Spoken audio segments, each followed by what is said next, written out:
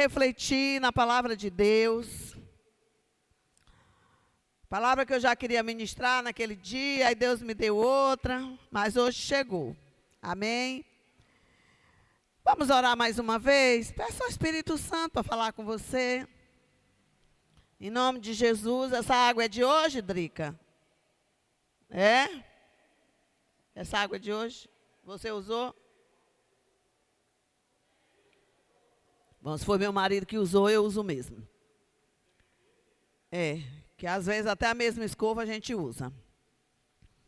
Então, queridos, baixe sua cabeça. Eu sei que nós já fomos ministrados na adoração, aprendemos hoje um pouquinho que a adoração move o coração de Deus aqui através da música. E agora nós vamos continuar adorando a Deus com a palavra. E fale para Deus, converse com Deus. Peça a Deus que ministre ao seu coração através dessa palavra. Pai, em nome de Jesus. O Senhor enviou a tua palavra. E a tua palavra é vida para quem crê. A tua palavra, ela salva, ela liberta, ela transforma.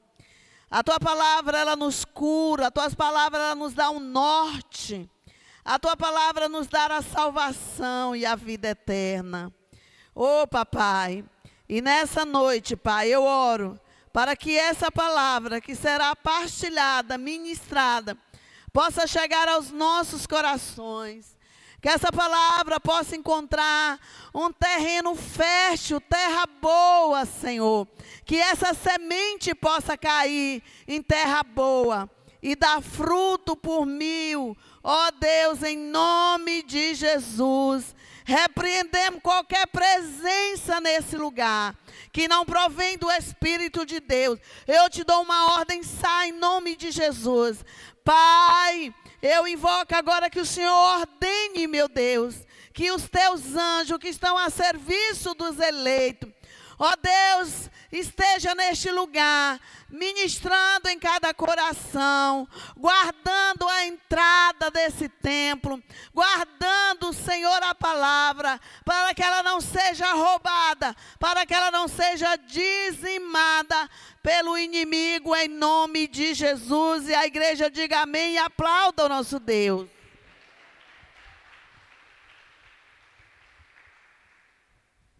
Aleluia. Queridos, João 3,16 diz assim: Deus amou o mundo de tal maneira que fez o quê? Deu seu Filho unigênito para que todo aquele que nele crê não pereça, mas tenha a vida eterna. Queridos, a primeira vinda do Senhor Jesus foi uma manifestação de amor. Você sabia disso, que foi uma manifestação de amor? A Bíblia diz que ele nos amou a tal ponto de se entregar. Ninguém matou Jesus. Jesus, ele se entregou por amor. Às vezes nós temos um conceito muito errado de amor. Amor é se dar. Amor é sofrer. Então foi isso que aconteceu. Cristo, na sua primeira vinda, ele veio como um servo sofredor. Ele veio para isso. Ele aguentou o sofrimento, ele aguentou a perseguição, ele aguentou os açoites e, por fim, a sua morte, o seu sangue vestido. Então, para quê? Para mostrar o amor de Deus. Tudo isso foi uma manifestação do amor de Deus para mim, para você e por todos aqueles que creem, que recebem esse sofrimento, esse amor em seu coração. Então essa foi a primeira vinda do Senhor Jesus. Não pense que foi fácil. Nós acompanhamos todos os relatos dos passos de Jesus. Mas ele nos amou. Diga para quem está do seu lado: Jesus te amou a tal ponto que sofreu, padeceu e morreu para te salvar. Então, essa foi a primeira vinda do Senhor Jesus, como um servo sofredor. E qual era o objetivo? Resgatar a humanidade caída. e a cruz foi a vergonha, e a morte foi o preço da redenção. Só, meus amados, e depois que ele concluiu essa obra, morreu, ressuscitou, destronou Satanás, tomou o poder de volta, o poder que lá em Adão, no Éden, Satanás tomou, mediante a desobediência de Adão. Então, após a morte e a ressurreição, Jesus, ele falou, agora, todo o poder me foi dado nos céus e na terra. Jesus conquistou de volta o poder. Então, Satanás já não tinha mais o poder. Todo o poder pertence a Deus. Então, ele ascendeu aos céus. Ele subiu aos céus. E agora, queridos, em 1 Tessalonicenses 4,16, Jesus está voltando. Bata aí em quem está do seu lado que está cochilando, está friozinho, Jesus está voltando. Olha só o que é que diz aqui, em 1 Tessalonicenses. Pois o Senhor mesmo descerá do céu, com um brado de comando, com voz do arcanjo e com o toque da trombeta de Deus. E primeiro os mortos em Cristo ressuscitarão. Depois com eles, nós, o que ainda estivermos vivos, seremos arrebatados nas nuvens ao encontro do Senhor nos ares. Ô grande dia! Então estaremos com o Senhor para sempre. Portanto, anime uns aos outros com esta palavra. Quando você vê um crente desanimado, fala, se anima, crente. Jesus vai voltar para nos buscar. O sofrimento não vai ser para sempre aqui nessa terra. Vai ter um fim. Então ele diz aqui, portanto, anime uns aos outros com essas palavras. Às vezes, a pessoa está aí desanimado, até entrando nesse nível de desânimo, de depressão. Nós temos que ter uma palavra de eternidade, irmãos. Porque a nossa força e a nossa esperança, ela só vem do Senhor. Ela não pode vir do outro braço, de outro homem. Maldito o homem que deposita a sua força e a sua esperança em outro homem. Porque somos todos falhos, irmãos. Então anime uns aos outros, tenha paciência, olhe para Deus, vamos orar mais, eu vou orar junto com você, vamos nos fortalecer em Cristo, vamos santificar a nossa vida, um dia tudo isso vai acabar. Precisamos, irmão, nos animar com as palavras de Deus, com as promessas de Deus. Então, querido, esse primeiro momento que Cristo retorna, ele agora retorna para os salvos. É o arrebatamento. Mas antes ele diz que em Cristo, que os mortos em Cristo vão preceder esse evento. Por que que ele diz? Os mortos primeiro ressuscitarão.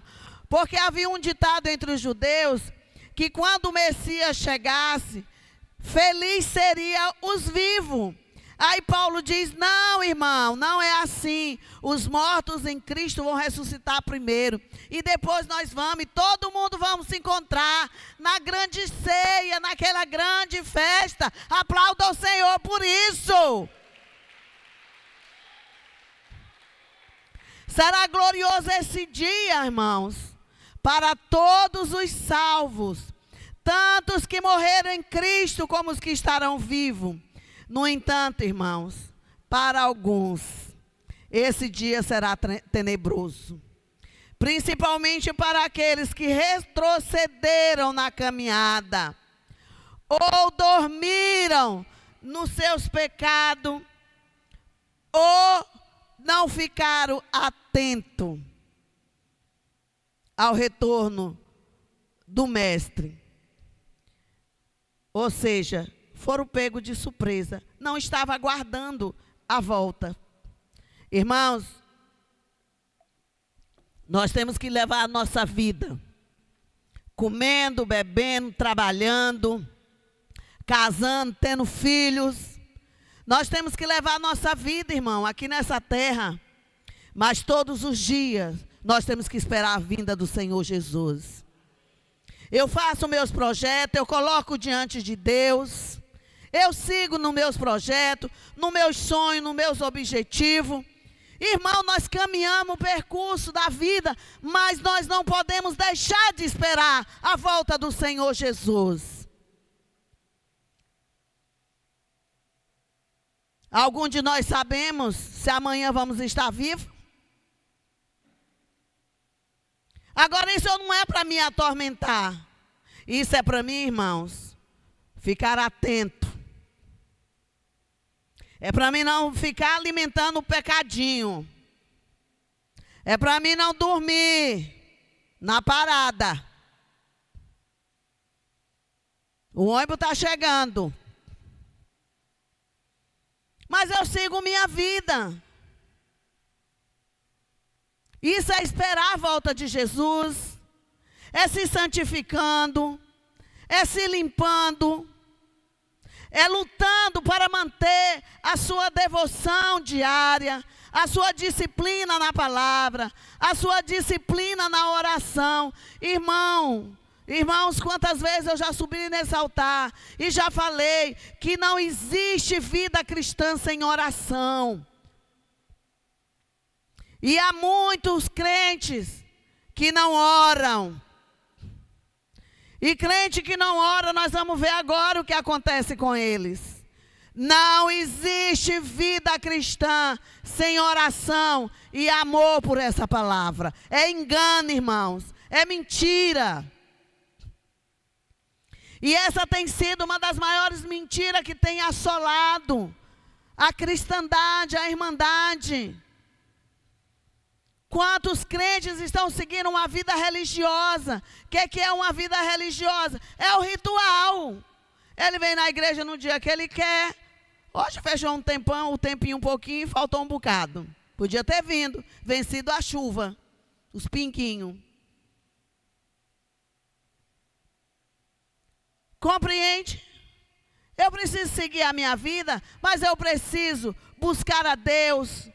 Por que eu disse eu vou fazer esse seminário de cura? Porque eu sei que a área da minha vida está precisando. Ai, a pastora sim. Vocês têm tanta pereba que se eu não me cuidar. É a verdade. Imagina, você fica todo dia ouvindo. Sim, esse aqui é o nosso ministério. Agora eu tenho que cuidar de mim também. Para não ficar perebenta também. É ou não é? Com certeza. Então a gente tem que reconhecer. Olha que texto que eu amo, e acho que eu já cito ele direto. Examine o homem a si mesmo. Faça uma análise da sua vida. Eu sou uma filha de Deus. Eu estou orando, eu estou lendo a Bíblia, eu estou vigiando. Eu estou me desviando da vida do pecado. Como é que está o meu compromisso, o meu alinhamento com o meu Deus? Simples assim, meu irmão. Aí se você vê, meu Deus, eu não estou conseguindo. Meu Deus, está difícil. Vai chorar nos pés da cruz. Vai buscar ajuda. A Bíblia diz que aquele que confessa e deixa alcança misericórdia. Mas a questão é que muitos estão se ocultando debaixo de uma capa de orgulho. Não tem coragem de abrir a boca, nem para Deus. Porque quando nós começamos a abrir nossa boca para Deus, Deus começa a entrar em providência, irmãos. Mas muitos estão debaixo de capas de orgulho. Bata quem está do teu lado. Deus não suporta orgulhoso. Está na Bíblia. Diz que Deus abate orgulhoso. Eu acho que Deus olha para um coração de um crente orgulhoso e Ele fala, ô dó miserável. Tu pensa que tu é o quê? Nada. Orgulho de quê? Nada. Aí ele vai dar um murro assim, puf. Aí o sujeito vai com a fuça lá embaixo. Mas é porque Deus quer maltratar? É para ver se acorda. A ver se acorda. A Bíblia diz que Deus açoita quem ama. Eita, quando eu estou debaixo do açoite de Deus, eu choro, mas eu acho bom, porque Ele está me tratando como filha ainda. Porque Ele diz que Ele só açoita, Ele só desce o cinto nos filhos. Ele não desce nos bastardos. Então você está pecando, você está aí levando tua vida, não acontece nada, ao contrário, está tudo muito bom. Cuidado, de repente tu não é mais filho. Isso é análise da palavra, irmãos. Mas quando Deus dá uns açoites na gente, glorifica o Senhor. Pai, obrigado, está me corrigindo. Eu sou filho. Tu me ama. Amém? Então, meus queridos, depois nós seremos todos e será glorioso esse dia para nós, mas será uma tenebrosa momento para aqueles que foram pegos de surpresa. Então, meu querido, eu escolhi aqui um tema que diz assim: para quem Cristo vem? Procura aí para quem está do teu lado. Ele vem para você, meu irmão? Para quem Cristo vem? Ele vem para você? Você está aguardando o retorno dele? Você está preparado para partir com ele? Que ele vem, é fato. Você crendo ou não, você esperando ou não, ele vem. Bata aí de novo, diga: olha, você crendo ou não, esperando ou não, ele vem. Alerta aí o irmão. Ele vem. Você não precisa estar esperando, você não precisa acreditar, ele vem. E está chegando. Agora o dia e a hora, meus irmãos. Aí nós não sabemos. Por isso que ele disse: viva cada dia como se fosse o último. Ele está falando de vigilância, irmãos. Viva cada dia como se fosse o último. Todos os dias entregue sua vida para o Senhor. Todo dia vigie no seu caminho. Está na Bíblia, não está? Aí ele diz aqui: nós não sabemos os dias nem a hora, mas Deus deixou diretrizes. Sabe o que é as diretrizes? Ele falou: quando estiver ocorrendo isso, quando vocês verem aquilo, quando vocês observaram isso acontecendo, fique atento. Qualquer hora eu bato na porta. Deus nos deixou diretrizes para que nós não sejamos pegos de surpresa. Ele diz aqui: meus irmãos, acerca do tempo e das estações, não necessitais de que vos escreva, porque vós mesmos sabeis muito bem que o dia do Senhor virá como ladrão na noite. Pois que, quando disseram a paz e segurança, então lhe sobrevirá repentina destruição, como as dores de parto. Naquele dia como os dores de parto, aquela que está grávida, de modo que nenhum escaparão. E esse texto encerra dizendo, irmãos, o verso 4 e 5, diz assim: mas nós não estamos em trevas para ser pegos de desprevenido. Irmãos, sabe quem vai ser pego desprevenido? Quem está em trevas. É a Bíblia que diz. É por isso que a vigilância é necessária para você manter o quê? A luz acesa. Ele diz: agora, irmãos, nós não estamos nas trevas. O ímpio, os desviados que voltaram para as trevas, os desviados de fora da igreja, os desviados de dentro da igreja. E os desviados tem dentro e tem fora. Voltaram para as trevas. Esses sim serão. Mas ele diz, nós não estamos em trevas. Então, meus irmãos, um dos maiores exemplos de cristão desprevenido está em Mateus 25, o bispo pregou. Foi domingo, né? Parábola das 10 virgens, né? Poucos dias.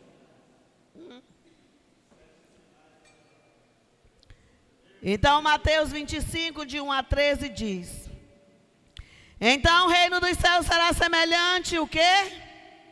A 10 virgens, que tornando as suas lâmpadas saíram ao encontro do esposo. E 5 delas eram prudentes. Olha aqui as prudentes, as vigilantes.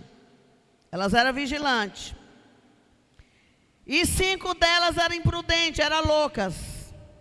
As loucas, tomando as suas lamparinas, não levaram o azeite consigo.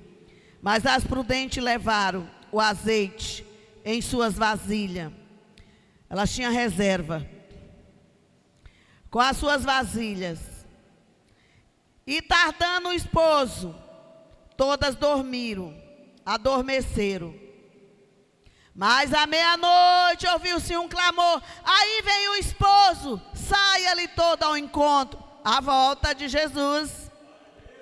Então todas aquelas virgens se levantaram e prepararam as suas lâmpadas. E as loucas disseram às prudentes: dai-nos o vosso azeite, porque as nossas lâmpadas se apagaram. Olha os que estão apagados, meus irmãos, dentro das igrejas. Olha os que estão apagados dentro das igrejas. Por isso que eu citei agora que os desviados estão fora e estão dentro. Porque aquele filho que pediu a herança, ele estava desviado e o que ficou também. Um saiu, foi para o mundo. O outro ficou na casa do pai, ficou lá na igreja, mas estava desviado do mesmo jeito. Duro de coração, orgulhoso, rebelde. Ficou. Então, as prudentes respondeu: não seja o caso, se eu der o meu azeite vai faltar para nós. Vão agora e se virem. Vão comprar. Compre para vocês. E elas saíram para buscar o azeite. Irmãos, o azeite é o Espírito. E as que estavam preparadas foram embora. Porque Jesus não vai ficar esperando ninguém buscar o azeite. Ele não vai ficar esperando. A hora do azeite é agora. Não é depois. E aí elas voltaram. Senhor, Senhor, abre-nos a porta. E ele respondeu: em verdade vos digo que vos não conheço. Presta atenção no texto, irmão. O texto não tem muita coisa. Eu não vos conheço. Vigiai, pois, porque não sabei o dia nem a hora que o Filho há de vir. Irmãos, eu já vi muita interpretação desse texto. Mas eu estava ali orando quando eu estava preparando. E o Espírito Santo ministrando ali no meu coração. Irmãos, Jesus diz: eu não vos conheço. Eu não vos conheço. Mas elas estavam dentro da igreja. Elas estavam junto. Era a crentaiada junto, cantando, adorando. Mas Jesus não conhecia aquele. Por quê, irmãos? Por que Jesus não conhecia aquele? Porque nunca foram salvos. Elas não tinham azeite. Elas não tinham o Espírito Santo de Deus. Apenas seguia a vida religiosa. Presta atenção, Jesus disse: eu não vos conheço. Vocês lembram daquele texto que Jesus diz ali, eu não recordo o endereço, mas está na Bíblia, Senhor, Senhor, no teu nome nós expulsamos demônio. No teu nome nós fizemos maravilha. No teu nome eu fiz isso, eu fiz aquilo. Operei. E o que Jesus disse? A parte de mim, porque eu nunca vos conheço. Irmão, um crente convencido e não convertido, se ele tiver fé, ele pode operar maravilhas. Sabe o que é operar maravilhas? A pessoa está sem perna, ele ora e a perna cresce. Aqueles milagres extraordinários. Mas tinha classe lá do lado de Jesus, dizendo: no teu nome eu abri olhos de cego, eu fiz isso, eu operei maravilha, mas eu nunca. E Jesus disse: eu nunca vos conheci. A semelhança de quem? De quem? Dessas virgens. O que Jesus disse para ela? Nunca vos conheci. Crentes que passam anos e anos dentro da igreja, mas nunca abandonam o pecado. Nunca receberam de fato Cristo. Nunca se deixou ser transformado por Cristo. Nunca se deixou ser lavado. Não é que Cristo não quis fazer, não. Ele ouviu a palavra, ele levantou a mão, ele ingressou, mas nunca deixou ser trabalhado, ser santificado, ser limpo. Irmão, a nossa vida, ela é uma vida que nós vamos nos limpando todos os dias. As que tinham azeite, não é porque elas não tinham, não era aquelas santonas não, é porque todos os dias elas estavam se limpando. Irmão, nós temos uma caminhada e a nossa caminhada é para o céu. Eu já citei várias vezes, mesmo que seja se arrastando, se arraste para o céu. A Bíblia diz ali, se um olho te faz pecar, arranca o olho, mas entra dentro do céu. Se uma parte do teu corpo te faz pecar, arranca isso e segue a sua vida. Mas fica guardando pecado de estimação, às vezes levando vida dupla. Acha que você pode enganar todo mundo, porque o coração só Deus conhece. Eu mesmo já decidi há algum tempo que eu não vou viver fiscalizando pecado de ninguém, que eu não sou fiscal de pecado. Cada um prestará conta de si mesmo a Deus. Agora, pregar a palavra, eu nunca deixarei de pregar a verdade, e nunca deixarei de procurar me moldar a essa verdade, para, como Paulo disse, para que eu mesmo não seja pega naquilo que eu estou ensinando. Por isso é que eu me derramo perante o meu Deus. Por isso é que eu todo dia eu tenho minhas misérias para confessar, meu Deus. Todos os dias eu estou ali na presença do Senhor. Quantas vezes eu fiz campanha de oração, eu e Deus, que eu falo: Deus, eu não consigo falar, mas eu dobro o meu joelho. Eu já fiz campanha de 30 dias que eu não falava nada para Deus, mas eu só ajoelhava. Eu falei: eu estou mortificando o meu corpo, Senhor, porque eu te amo.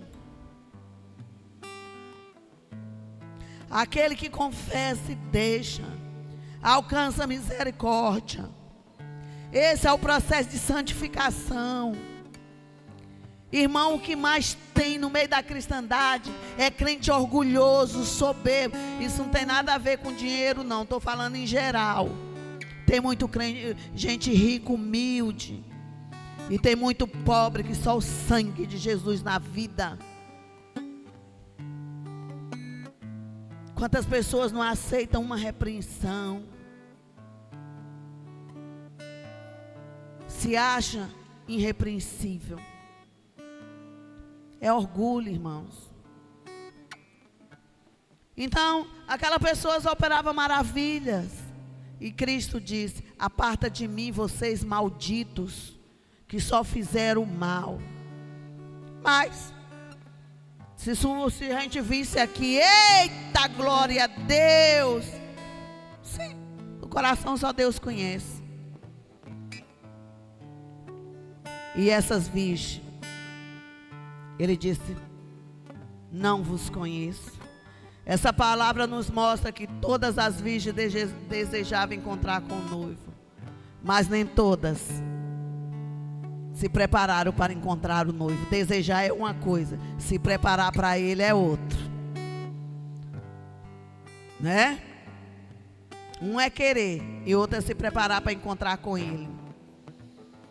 Aqui diz que com o passar do tempo, todas dormiram. Mas o adormecer não é a questão. Nós vimos que os que adormeceram ressuscitaram primeiro. O fato é que 5 eram insensatas, loucas e não tinham o azeite. Não foram seladas com o Espírito. Não era selada com o Espírito. Ainda que elas fossem desviadas. Deus conhece o desviado? Conhece ou não conhece? Deus conhece o desviado. Deus conhece os desviados.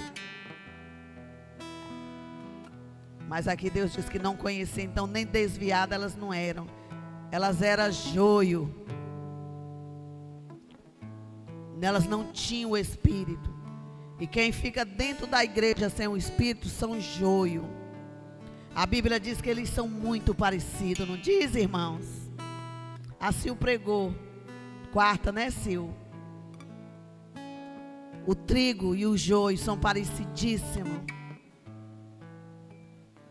Mas o joio não se dobra.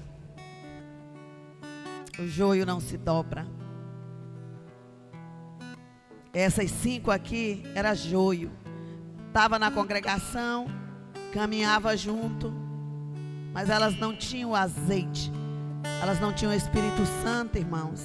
A prova que nós somos filhos de Deus, sabe o que é? Qual é a prova que nós somos filhos de Deus? O Espírito, irmão. E o Espírito nos convence do pecado, da justiça e do juízo.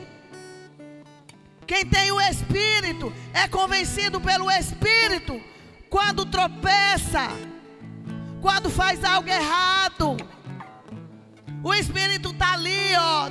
Não gostei não. E na hora, o filho, oh meu Deus, me perdoa. Errei, papai, me perdoa.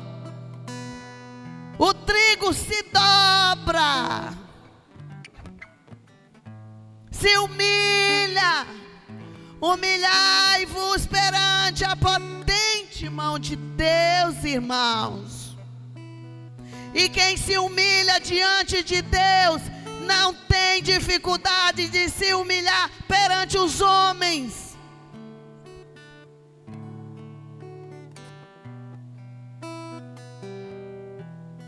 Ah, mas eu só me humilho para Deus.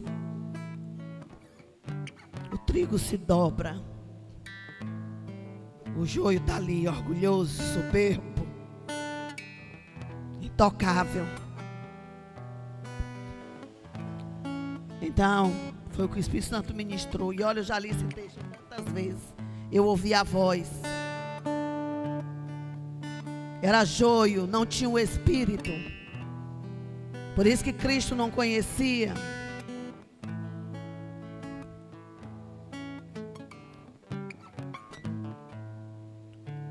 Para quem Jesus voltará? Voltará para buscar os seus filhos. E os filhos têm azeite. Os filhos aguardam a sua vinda. Mesmo os que adormeceram. Tem crente que acha, Jesus está demorando. A gente está dizendo, Jesus está voltando. Está demorando. Quanto tempo fala isso? E aí dá tempo eu fazer o que eu quero.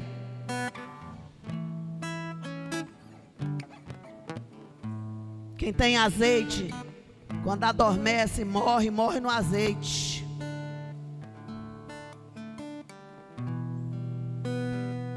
Porque tem azeite. Para quem Jesus voltará? Oh, meus irmãos. Quem você é de fato? Na grande Assembleia de Cristo, meus irmãos. Não precisa contar para mim, não. Vai contar para Deus. Quem você é de fato? um filho, uma filha ou um bastardo. Quem você é de fato? Um joio ou um trigo?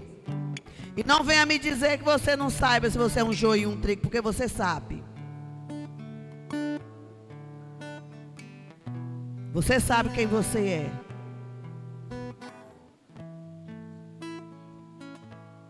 A Bíblia diz que o meu espírito testifica que eu sou filho. Quem você é de fato? Um convertido ou um convencido? Em Lucas 6,44 diz que pelo fruto se conhece quem? Conhece quem, irmãos? A árvore. Então faça você mesmo uma autoanálise. Estou sempre dizendo isso para você. Faça você mesmo uma autoanálise. Agora, quando você fazer essa autoanálise, você muda. Não adianta fazer a autoanálise e continuar do mesmo jeito.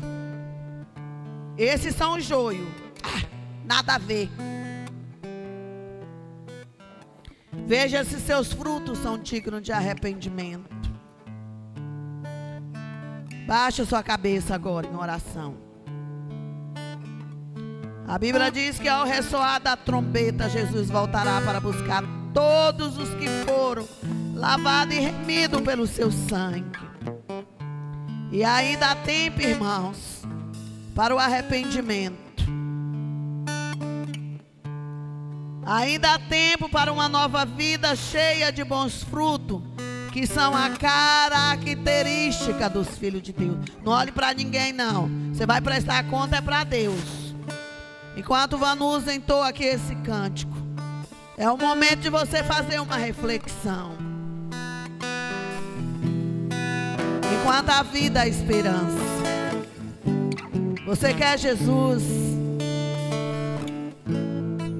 Você quer mesmo Jesus?